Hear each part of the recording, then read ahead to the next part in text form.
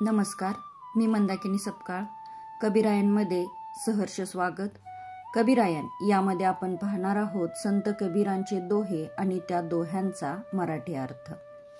एखाद्या अथांग महासागराच्या तळापर्यंत पोहोचणे जितके कठीण, तितकेच मानवी मनाच्या तळाशी पोहोचणे हे सुद्धा कठीण. पण याच मनाच्या माध्यमातून ईश्वरापर्यंत पोहोचता येते.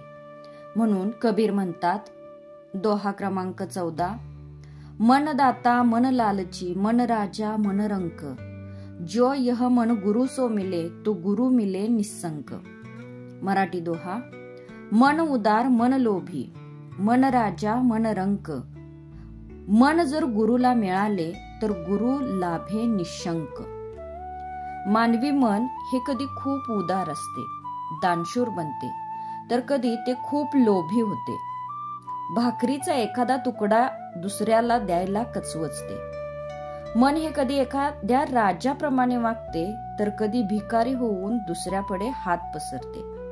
असे हे चंचल मन जर गुरुचरणापाशी स्थिर झाले, गुरुठाई एकरूप झाले, तर त्या मनाला निसंकोचपणे गुरु हा लाभतोच. हे सत्य कबीरांनी जाणले.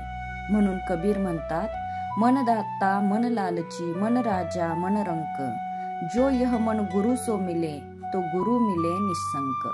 धन्यवाद.